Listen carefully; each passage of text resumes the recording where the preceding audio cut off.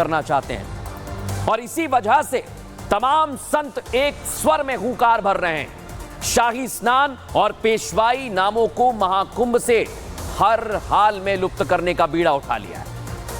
और जैसा मैंने आपको बताया, उत्तर प्रदेश के मुख्यमंत्री खुद एक संत है, पीठाधीश्वर है, सनातन के लिए समर्पित। इस बार महाकुंभ के लिए खास तैयारियों पर उनकी नजर है। देखा था आपने कैसे उस मदरसे का खुलासा किया था। अब योगीराज में महाकुंभ में यह बदलाव भी होगा और संभव है कि अगले साल जनवरी में जब कुंभ होगा तो शाही स्नान और पेशवाई की जगह हिंदी या फिर संस्कृत का कोई शब्द लाया जाएगा।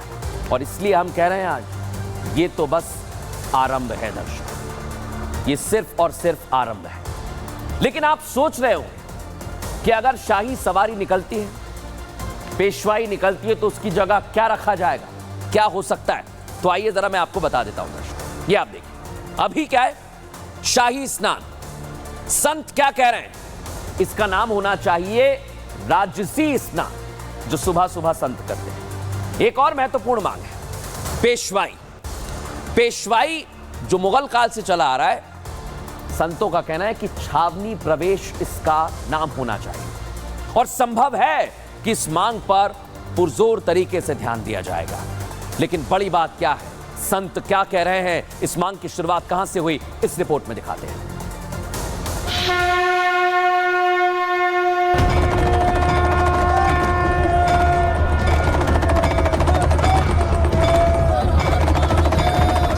शाही स्नान, पेशवाई, यही दो शब्द हैं जिनका महाकुंभ में महत्व है। इन दो शब्दों के बिना महाकुंभ अधूरा होता है। लेकिन अब इन्हीं दो शब्दों को लेकर सवाल खड़े हो गए।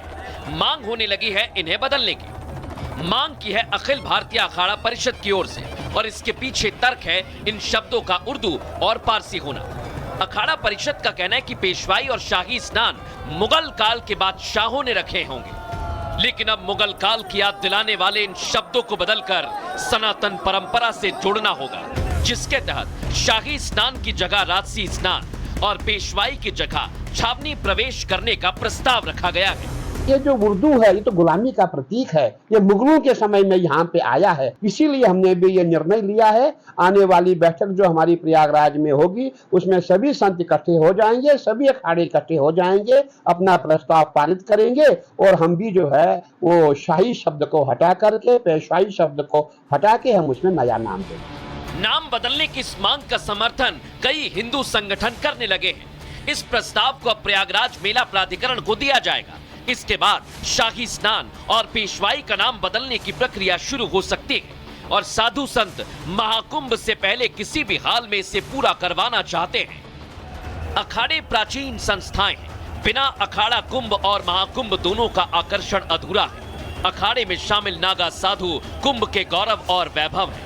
ऐसे में अब अखाड़ा परिषद की तरफ से जो मांग उठाई जा रही है, उसे लेकर शंखनाद हो गया है। देख लिया दर्शकों आपने, ये मांग उठने लगी है और आज मैं आपको ये बताने वाला हूं कि पेशवाई आखिर होती क्या है, पेशवाई क्या होती है, कैसे निकलती है। देख लीजिए, इसी तरह से पेशवाई निकलती है। कुंभ के दौरान निकलने वाली यात्रा को पेशवाई कहते हैं। मेला क्षेत्र में आने वाली यात्रा पेशवाई कहलाती है। अखाड़े के संत और महंत मेला क्षेत्र में प्रवेश करते हैं दर्शकों, इसे ही बदलना चाहते हैं।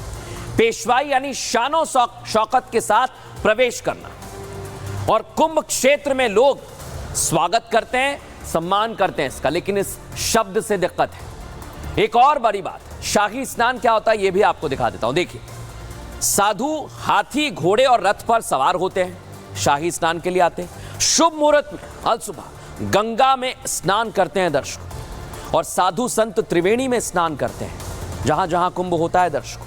अखाड़ों के रास्ते आम लोगों के लिए बंद कर दिए जाते हैं, सिर्फ अखाड़ों के साधु संत पहुंचते हैं।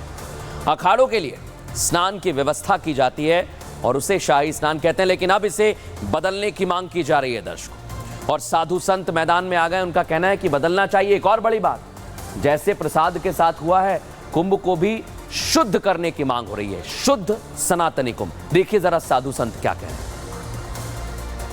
नियमानुसार सनातन धर्म के अनुसार पेशवाई की इस जगह छावनी प्रवेश नाम रखा जाए, और शाही स्नान की जगह राजशाही स्नान किया जाए, ऐसा हमारा मत है और सभी संतों की मांग। जो शाही स्नान का शब्द है उसको चेंज करके राजसी स्नान किया जाए, राजर्षि स्नान किया जाए, और जो पेशवाई शब्द है उसको बदल करके छावनी प्रवेश में तब्दील किया जाए। तो ये हमारे सनातन संस्कृति के शब्द हैं। ये मुगल काल के शब्द शाही और पेशवाई कहां से आ गए? इनको चेंज किया जाए। ये मांग बिल्कुल सही है कि हम किसी गुलामी मानसिकता को अब तक क्यों ढोते चले आ रहे हैं। शाही शब्द अगर उर्दू का है तो उस शब्द को प्रयोग करने का हट क्यों? पेशवाई शब्द उर्दू का है तो उस शब्द को ढोने के पीछे कौन से तर्क? जब प्रवेशाई शब्द है तो उसको पेशवाई बोलने की आवश्यकता क्या है? शाही जो है वह फारसी शब्द है, तो इस स्नान को राजसी अमृत स्नान अगर नाम दिया जाता है, और जैसा कि अखाड़ा परिषद ने इस नाम का भी सुझाव दिया है, यह बिल्कुल अच्छा रहेगा। सुना दर्शकों आपने, अलग अलग अखाड़ों के महामंडलेश्वर इस बात को कह रहे हैं कि इसे बदलना होगा, और इसलिए आज हम एक और बहुत बड़ी बात कह रहे हैं दर्शकों कि इसका इलाज क्या है। इसका इलाज है सनातन रक्षा बोर्ड, जिसकी मांग उठने लगी है और मैदान में आ गए पवन कल्याण।